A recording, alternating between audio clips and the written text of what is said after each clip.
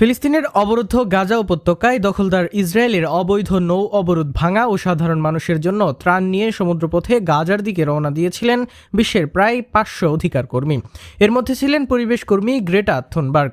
গত 2 অক্টোবর জাহাজ জব্দ করে তাদের ধরে আসুদ বন্দরে নিয়ে যায় ইসরায়েলি নৌ কমান্ডোরা। এরপরই শুরু হয় নির্যাতন। সুইডিশ সংবাদ মাধ্যম আফটন ব্লাডেকে গ্রেটা বলেন, আটকের পর তার সুটকেস জব্দ করে ইসরায়েলি সেনারা। সুটকেসটি ফেরত দেয়া হলে তিনি দেখেন সেখানে বেশ্যা থুনবার্গ লিখে দেওয়া হয়েছে। এছাড়া তার লাগেজের উপর কালো মার্কার কলম দিয়ে ইসরায়েলি পতাকা এবং পুরুষাঙ্গের ছবি আঁকা ছিল।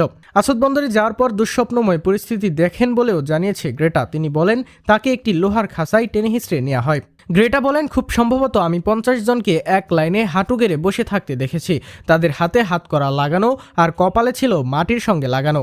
তারা যেখানে বসেছিলেন তার উল্টো দিকে আমাকে নেওয়া হয়। তারা আমার শরীরে ইসরায়েলি পতাকা জড়িয়ে দেয়, যা জড়ানোই ছিল। তারা আমাকে লাথি মেরেছে, আঘাত করেছে। এরপর তারা আমার টুপি খুলে ফেলে মাটিতে ফেলে দিয়েছে। টুপিটি মারিয়ে এটিতে লাথি দেয়। গ্রেটা আরও বলেছেন, ইসরায়েলি রক্ষীদের মধ্যে কোনো ধরনের মায়া বা মানবতাবোধ নেই। তারা আমার সাথে সেলফি তুলতে থাকে।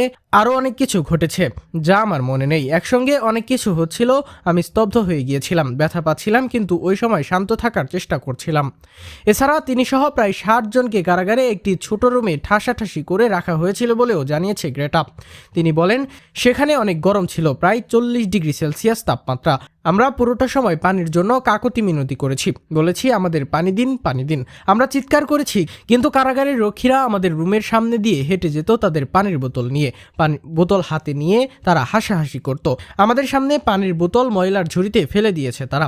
যখন কেউ অজ্ঞান হতো আমরা চিকিৎসকের জন্য চিৎকার করতাম। তারা এসে গ্যাস ছেড়ে দেওয়ার হুমকি দিত। তাদের হাতে গ্যাসের সিলিন্ডার থাকতো এবং এগুলো আমাদের উপর ছাড়ার কথা বলতো। রাতের বেলা রক্ষীরা আমাদের এখানে আসতো। তারা কারাগারে লোহার দণ্ডগুলো নাড়াতো, ফ্ল্যাশলাইট মারত। রাতের বেলা একাধিকবার এসে আমাদের জোর করে ঘুম থেকে জাগিয়ে তুলত।